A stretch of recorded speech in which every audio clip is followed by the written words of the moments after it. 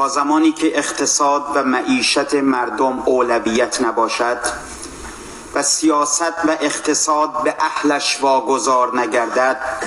و گردش نخبگان متخصص در تمامی عرصه‌های این سرزمین صورت نپذیرد، کنترل تورم و رشد تولید افسانه‌ای بیش نیست. تا وقتی که